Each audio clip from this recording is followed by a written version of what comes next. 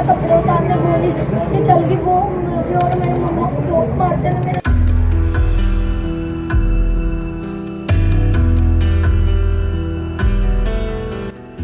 बीते दिन लुधियाना ਦੇ ਵਿੱਚੋਂ ਖਬਰ ਆਈ ਜਿੱਥੇ ਕਿ ਲਿਵ-ਇਨ ਦੇ ਵਿੱਚ ਰਹਿਣ ਵਾਲੇ ਇੱਕ ਪੁਲਿਸ ਵਾਲੇ ਨੇ ਨਿਧੀ ਨਾਮ ਦੀ ਔਰਤ ਦਾ ਕਤਲ ਕਰ ਦਿੱਤਾ ਸੀ।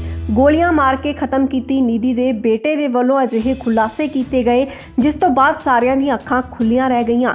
ਦੱਸਦੇ ਕਿ ਸਿਮਰਨ ਨਾਮ ਦਾ ਇਹ ਪੁਲਿਸ ਮੁਲਾਜ਼ਮ ਕੋਈ ਸਨਕੀ ਜਾਪ ਰਿਹਾ ਹੈ। ਅਜਿਹੀਆਂ ਹਰਕਤਾਂ ਕਰਦਾ ਸੀਗਾ ਉਹ ਘਰ ਦੇ ਵਿੱਚ ਜਿਹੜੀਆਂ ਕਿ ਘਰਦਿਆਂ ਦੇ ਵੱਲੋਂ ਬਾਹਰ ਨਹੀਂ ਦੱਸੀਆਂ ਜਾ ਰਹੀਆਂ ਸਨ, ਜਿਸ ਕਰਕੇ ਨਿਧੀ ਹੁਣ ਸਿਮਰਨ ਨੂੰ ਛੱਡ ਕੇ ਵਾਪਸ ਦਿੱਲੀ ਜਾ ਰਹੀ ਸੀ। ਪਰ ਇਸ ਤੋਂ ਪਹਿਲਾਂ ਹੀ ਸਿਮਰਨ ਨੇ ਕੁਝ ਅਜਿਹਾ ਕਰ ਦਿੱਤਾ ਕਿ ਪੂਰਾ ਘਰ ਬਰਬਾਦ ਹੋ ਗਿਆ। ਹੈਬੋਵਾਲ ਦੀ ਦੁਰਗਾਪੁਰੀ ਦੇ ਵਿੱਚ ਲਿਵ-ਇਨ ਦੇ ਵਿੱਚ ਰਹਿਣ ਵਾਲੀ ਨਿਧੀ ਨੂੰ ਸਰਕਾਰੀ AK-47 ਦੇ ਨਾਲ ਖਤਮ ਕਰ ਦਿੱਤਾ ਗਿਆ ਸੀ। ਮੁਲਜ਼ਮ ਪੁਲਿਸ ਕਾਂਸਟੇਬਲ ਦੇ ਖਿਲਾਫ ਮ੍ਰਿਤਕਾ ਦੇ ਮਾਤਾ-ਪਿਤਾ, ਪਤੀ ਅਤੇ ਬੇਟਾ ਮੀਡੀਆ ਦੇ ਸਾਹਮਣੇ ਆਏ ਨੇ। ਦੱਸਦੇ ਕਿ ਉਹਨਾਂ ਦੇ ਵੱਲੋਂ ਮੁਲਜ਼ਮ ਦੇ ਖਿਲਾਫ ਕਈ ਰਾਜ਼ ਹੋਰ ਵੀ ਖੋਲੇ ਗਏ। ਨਿਧੀ ਦੇ 11 ਸਾਲ ਦੇ ਬੇਟੇ ਨੇ ਦੱਸਿਆ ਕਿ ਮੁਲਜ਼ਮ ਉਸ ਨੂੰ ਸਰਕਾਰੀ ਬੈਲਟ ਦੇ ਨਾਲ ਕੁੱਟਦਾ ਵੀ ਹੁੰਦਾ ਸੀ। ਚਮੜੇ ਦੀ ਬੈਲਟ ਦੇ ਨਾਲ 11 ਸਾਲ ਦੇ ਮਾਸੂਮ ਦੇ ਕਿਸ ਤਰ੍ਹਾਂ ਦੇ ਨਾਲ ਸਰੀਰ ਤੇ ਲਾਸ਼ਾਂ ਪਾਈਆਂ ਗਈਆਂ ਹੋਣਗੀਆਂ ਤੁਸੀਂ ਸੋਚ ਸਕਦੇ ਹੋ।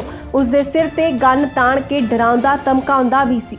ਬੱਚੇ ਦੇ ਵੱਲੋਂ ਇਹ ਵੀ ਦੱਸਿਆ ਗਿਆ ਕਿ ਮੁਲਜ਼ਮ ਸਿਮਰਨਜੀਤ ਸਿੰਘ ਉਸ ਦੀ ਮਾਂ ਨੂੰ ਵੀ ਕੁੱਟਦਾ ਮਾਰਦਾ ਸੀ ਅਤੇ ਮ੍ਰਿਤਕਾ ਦਾ ਪਤੀ ਦੇਰ ਰਾਤ ਜਦੋਂ ਭਾਰਤ ਪਰਤਿਆ, ਜਿਸ ਦੇ ਵੱਲੋਂ ਨਿਧੀ ਦੇ 11 ਸਾਲ ਦੇ ਬੇਟੇ ਨੇ ਕਈ ਗੱਲਾਂ ਆਪਣੇ ਪਿਤਾ ਨੂੰ ਦੱਸ ਦਿੱਤੀਆਂ, ਜਿਸ ਤੋਂ ਬਾਅਦ ਨਿਧੀ ਦੇ ਮਾਤਾ-ਪਿਤਾ ਨੇ ਸਾਹਮਣੇ ਆ ਕੇ ਮੀਡੀਆ ਦੇ ਸਾਹਮਣੇ ਕਈ ਤਰ੍ਹਾਂ ਦੇ ਖੁਲਾਸੇ ਕੀਤੇ ਨੇ। ਉਹਨਾਂ ਦਾ ਕਹਿਣਾ ਸੀ ਕਿ ਜਦੋਂ ਵੀ ਨਿਧੀ ਜਾਂ ਫਿਰ ਬੱਚੇ ਕਿਸੇ ਨੂੰ ਕੁਝ ਦੱਸਣ ਦਾ ਯਤਨ ਕਰਦੇ ਸੀ ਤਾਂ ਸਿਮਰਨ ਉਹਨਾਂ ਨੂੰ ਹਥਿਆਰ ਦਿਖਾ ਕੇ ਡਰਾ ਦਿੰਦਾ ਸੀ।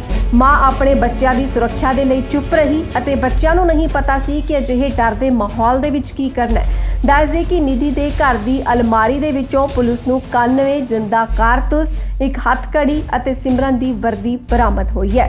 ਹੈਰਾਨੀ ਵਾਲੀ ਗੱਲ ਇਹ ਹੈ ਕਿ ਇੰਨੇ ਕਾਰਤੂਸ ਸਿਮਰਨ ਦੇ ਕੋਲ ਕਿੱਥੋਂ ਅਤੇ ਕਿਵੇਂ ਆਏ। ਇਹ ਕਾਰਤੂਸ ਵਿਭਾਗ ਦੇ ਵੱਲੋਂ ਜਾਰੀ ਕੀਤੇ ਗਏ ਸਨ ਜਾਂ ਫਿਰ ਸਿਮਰਨ ਨੇ 2 ਨੰਬਰ ਦੇ ਵਿੱਚ ਖਰੀਦੇ। ਇਹ ਵੀ ਸਾਰਾ ਮਾਮਲਾ ਜਾਂਚ ਦਾ ਵਿਸ਼ੇ ਬਣਿਆ ਹੋਇਆ ਹੈ। ਮ੍ਰਿਤਕਾ ਨਿਧੀ ਦੇ ਪਤੀ ਅਮਨਦੀਪ ਸਿੰਘ ਨੇ ਭਾਰਤ ਆ ਕੇ ਦੱਸਿਆ ਕਿ ਉਹ ਰੋਜ਼ਾਨਾ ਬੱਚਿਆਂ ਦੇ ਨਾਲ ਵੀਡੀਓ ਕਾਲ ਤੇ ਗੱਲ ਕਰਦਾ ਸੀ, ਪਰ ਉਸ ਨੂੰ ਸਿਮਰਨਜੀਤ ਸਿੰਘ ਬਾਰੇ ਕੁਝ ਵੀ ਪਤਾ ਨਹੀਂ ਸੀ। ਰੋਜ਼ਾਨਾ ਗੱਲ ਹੋਣ ਕਾਰਨ ਅੱਜ ਤੱਕ ਕਿਸੇ ਨੇ ਕੁਝ ਨਹੀਂ ਦੱਸਿਆ। ਜੇਕਰ ਉਸ ਨੂੰ ਜ਼ਰਾ ਵੀ ਭਿਣਕ ਪੈਂਦੀ ਤਾਂ ਉਹ ਵਿਦੇਸ਼ ਤੋਂ ਜਲਦ ਵਾਪਸ ਆ ਜਾਂਦਾ। ਆਪਣੇ ਬੱਚਿਆਂ ਦੇ ਨਾਲ ਪਿਤਾ ਬੇਹੱਦ ਪਿਆਰ ਕਰਦੇ ਨੇ। ਬੱਚਿਆਂ ਨੇ ਉਸ ਨੂੰ ਦੱਸਿਆ ਤੱਕ ਨਹੀਂ ਕਿ ਮੁਲਜ਼ਮ ਉਹਨਾਂ ਦੇ ਨਾਲ ਕੁੱਟਮਾਰ ਕਰਦਾ ਹੈ। ਪਿਤਾ ਨੂੰ ਇਹ ਸੁਣ ਕੇ ਬਹੁਤ ਜ਼ਿਆਦਾ ਦੁੱਖ ਲੱਗਿਆ ਕਿ ਉਹਨਾਂ ਦੇ ਬੱਚਿਆਂ ਦੀ ਕੁੱਟਮਾਰ ਉਸ ਸਨਕੀ ਪੁਲਿਸ ਮੁਲਾਜ਼ਮ ਦੇ ਵੱਲੋਂ ਕੀਤੀ ਜਾਂਦੀ ਸੀ। ਉਸ ਦੇ ਹਿਸਾਬ ਦੇ ਨਾਲ ਤਾਂ ਉਸ ਦੀ ਪਤਨੀ ਬੱਚਿਆਂ ਦੇ ਨਾਲ ਇਕੱਲੀ ਰਹਿੰਦੀ ਹੈ, ਪਰ ਉਸ ਨੂੰ ਇੱਥੇ ਆ ਕੇ ਪਤਾ ਲੱਗਿਆ ਕਿ ਮੁਲਜ਼ਮ ਵੀ ਉਹਨਾਂ ਦੇ ਨਾਲ ਹੀ ਰਹਿੰਦਾ ਸੀ। 11 ਸਾਲ ਦੇ ਬੱਚੇ ਨੇ ਡਰਾਉਣ ਵਾਲੇ ਖੁਲਾਸੇ ਕੀਤੇ, ਜਿਸ ਦੇ ਵਿੱਚ ਕਿਹਾ ਗਿਆ ਕਿ ਉਹ ਉਸ ਨੂੰ ਵੀ ਗੋਲੀ ਮਾਰਨਾ ਚਾਹੁੰਦਾ ਸੀ।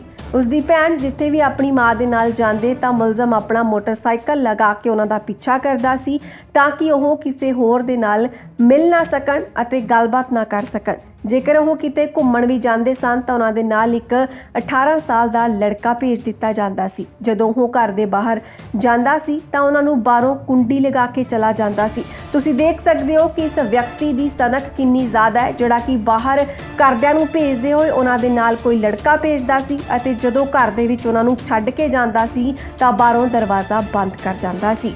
ਮਾਂ ਤੋਂ ਜਦੋਂ ਮੁਲਜ਼ਮ ਬਾਰੇ ਪੁੱਛਦੀ ਸੀ ਤਾਂ ਉਹ ਕਹਿੰਦੀ ਸੀ ਕਿ ਉਹਨਾਂ ਦੇ ਚਾਚਾ ਨੇ ਜੋ ਕਿ ਪੁਲਿਸ ਵਿੱਚ ਨੇ। ਮਾਤਾ-ਪਿਤਾ ਨੇ ਦੱਸਿਆ ਕਿ ਨਿਧੀ ਫਰੀਦਾਬਾਦ ਸਥਿਤ ਉਹਨਾਂ ਦੇ ਘਰ ਆਉਣਾ ਚਾਹੁੰਦੀ ਸੀ, ਪਰ ਮੁਲਜ਼ਮ ਉਸ ਨੂੰ ਆਉਣ ਨਹੀਂ ਦੇ ਰਿਹਾ ਸੀ। ਇਸ ਗੱਲ ਤੇ ਉਹਨਾਂ ਦੇ ਵਿਚਕਾਰ ਝਗੜਾ ਹੋਇਆ। ਫਿਰ ਇਹ ਹੋਇਆ ਕਿ ਮੁਲਜ਼ਮ ਸਿਮਰਨ ਨੇ ਨਿਧੀ ਨੂੰ ਗੋਲੀ ਮਾਰ ਕੇ ਖੁਦ ਨੂੰ ਵੀ ਗੋਲੀਆਂ ਮਾਰ ਲਈਆਂ। ਉਹਨਾਂ ਦਾ ਕਹਿਣਾ ਹੈ ਕਿ 11 ਸਾਲ ਦੇ ਬੱਚੇ ਨੇ ਦੱਸਿਆ ਕਿ ਜਦੋਂ ਉਹ ਕਮਰੇ ਦੇ ਅੰਦਰ ਗਿਆ ਤਾਂ ਸਿਮਰਨ ਉਸ ਨੂੰ ਵੀ ਗੋਲੀ ਮਾਰਨਾ ਚਾਹੁੰਦਾ ਸੀ, ਪਰ ਉਹ ਇਹ ਸੀਨ ਦੇਖਦੇ ਹੀ ਬਾਹਰ ਭੱਜ ਗਿਆ।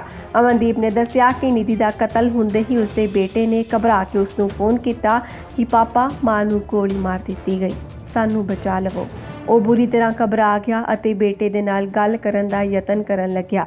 ਜਦੋਂ ਉਸਨੇ ਬੇਟੇ ਨੂੰ ਕੋਲ ਖੜੇ ਕਿਸੇ ਵਿਅਕਤੀ ਨਾਲ ਗੱਲ ਕਰਵਾਉਣ ਲਈ ਕਿਹਾ ਤਾਂ ਅੱਗੋਂ ਇੱਕ ਔਰਤ ਨੇ ਫੋਨ ਫੜਿਆ ਅਤੇ ਕਿਹਾ ਕਿ ਬੱਚਾ ਸੁਰੱਖਿਅਤ ਹੈ।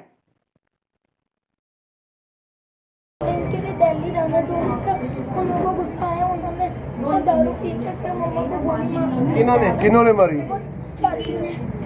चाचू है? आपके डैडी नहीं है? आपके पापा कहाँ रहते? पापा कहाँ पे? पापा साउथ अफ्रीका।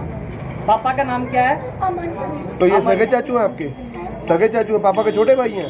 पापा का फ्रेंड है। पापा के फ्रेंड है। तो ये कब से घर पे आ रहे थे? ये हो गया 2 साल। तो ये पापा को बाहर गए कितना टाइम हो गया? वो 2016 में गए थे। तो ये क्या पुलिस में थे चाचू आपके? आपका नाम? चाचू का नाम क्या है तुम्हारे? सिमरन। आप लोग कहाँ पे थे बेटा उस समय? हम यहाँ रहते थे सामने घर। तो आप लोग खेल रहे थे घर में? उस समय खेल रहे थे जब गोली चली है? फ्रेंड है। पापा के फ्रेंड है। तो ये कब से घर पे आ रहे थे? ये हो गया 2 साल। तो ये पापा को बाहर गए कितना टाइम हो गया? वो 2016 में गए थे। तो ये क्या पुलिस में थे चाचू आपके? आपका नाम? चाचू का नाम क्या है तुम्हारे? सिमरन। आप लोग कहाँ पे थे बेटा उस समय?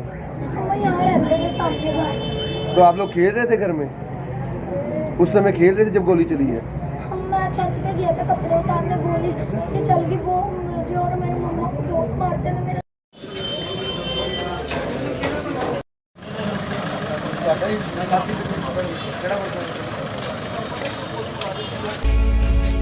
ਨਿਧੀ ਬਾਰੇ ਪੁੱਛਿਆ ਗਿਆ ਤਾਂ ਜਵਾਬ ਮਿਲਿਆ, ਜਿਸ ਤੋਂ ਬਾਅਦ ਉਕਤ ਔਰਤ ਤੋਂ ਪਤਾ ਲੈ ਕੇ ਆਪਣੇ ਦੋਸਤ ਨੂੰ ਉੱਥੇ ਭੇਜਿਆ ਤਾਂ ਨਿਧੀ ਦੀ ਮੌਤ ਹੋ ਚੁੱਕੀ ਸੀ। ਅਮਨਦੀਪ ਨੇ ਇਹ ਵੀ ਦੱਸਿਆ ਕਿ ਬੇਟੇ ਨੇ ਫੋਨ ਕਰਕੇ ਉਸ ਨੂੰ ਕਹਿ ਦਿੱਤਾ ਸੀ ਕਿ ਮਾਂ ਨੂੰ ਗੋਲੀ ਮਾਰ ਕੇ ਉਸ ਦਾ ਕਤਲ ਕੀਤਾ ਗਿਆ ਅਤੇ ਹੁਣ ਮੁਲਜ਼ਮ ਸਿਮਰਨਜੀਤ ਨੂੰ ਗੋਲੀ ਮਾਰ ਦੇਵੇਗਾ।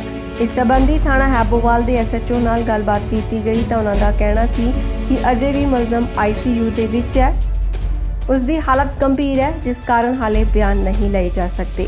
ਉਸ ਦੇ ਹੋਸ਼ ਦੇ ਵਿੱਚ ਆਉਣ ਤੋਂ ਬਾਅਦ ਪੁੱਛਗਿੱਛ ਕਰਕੇ ਹੀ ਕੁਝ ਪਤਾ ਲੱਗੇਗਾ, ਜਦੋਂ ਕਿ ਮ੍ਰਿਤਕਾ ਦੀ ਲਾਸ਼ ਦਾ ਪੋਸਟਮਾਰਟਮ ਕਰਵਾ ਕੇ ਘਰਦਿਆਂ ਨੂੰ ਸੌਂਪ ਦਿੱਤਾ ਗਿਆ। ਪਰਿਵਾਰ ਨੇ ਉਸ ਦੀ ਲਾਸ਼ ਦਾ ਸੰਸਕਾਰ ਵੀ ਕਰ ਦਿੱਤਾ ਹੈ। ਪਰ ਵਿਦੇਸ਼ ਤੋਂ ਪਰਤੇ ਪਿਤਾ ਦੇ ਵੱਲੋਂ ਜਦੋਂ ਅਜਿਹੀਆਂ ਗੱਲਾਂ ਸੁਣੀਆਂ ਗਈਆਂ ਤਾਂ ਉਹਨਾਂ ਦੇ ਵੀ ਹੋਸ਼ ਉੱਡ ਗਏ। ਇਹ ਰੂਹ ਕੰਬਾਊ ਖੁਲਾਸੇ ਮੀਡੀਆ ਦੇ ਸਾਹਮਣੇ ਨਿਧੀ ਦੇ ਮਾਤਾ-ਪਿਤਾ, ਉਸ ਦੇ ਬੱਚੇ ਅਤੇ ਪਤੀ ਅਮਨਦੀਪ ਸਿੰਘ ਦੇ ਵੱਲੋਂ ਕੀਤੇ ਗਏ। ਚੱਲਿਆ ਇਨਫੈਕਟ ਸਾਰਿਆਂ ਨੂੰ ਵੀ ਬੱਚੇ ਦੇ ਥਰੂ ਪਤਾ ਚੱਲਿਆ ਕਿ ਉਹ ਇਹਨਾਂ ਦਾ ਉਹ ਚਾਚੂ ਕਹਿੰਦੇ ਸੀ ਜੋ ਸਿਮਰਨ ਸੀਗੇ ਉਹਨਾਂ ਨੂੰ। वो क्या है सारी चीज़ें हमें जब हम पूरा इन्वेस्टिगेट करना शुरू करते हैं तभी पता चलूगा। कितने राउंड फायर किया गया मैम बता सकते हैं? वो अभी भी इसका गल है जी, फोरेंसिक टीम हैगे उथे वो चेक कर रहे नहीं सारी चीज़ें क्लियर होने तो बाद फिर से आप एक बार प्रेस ब्रीफिंग रखांगे तब मैं आपको मैडम इनके फादर से बात हुई, बच्चों के फादर से बात हुई है जो रियल फादर नहीं है? अभी तक नहीं नो। कौन से पिस्टल से फायर किए हैं? AK-47 है जी। ये सर्विस रिवॉल्वर है जी, सर्विस रिवॉल्वर। आप वेरीफाई कर रहे हैं पर मैडम अगर पुलिस लाइन में कोई तैनात होता है तो वेरीफाई कर रिवॉल्वर जमा नहीं होता? वेरीफाई कर रहे हैं सारी चीज़ें मैं ता करके दस रही हूँ। हुण तक दी जो इंसिडेंट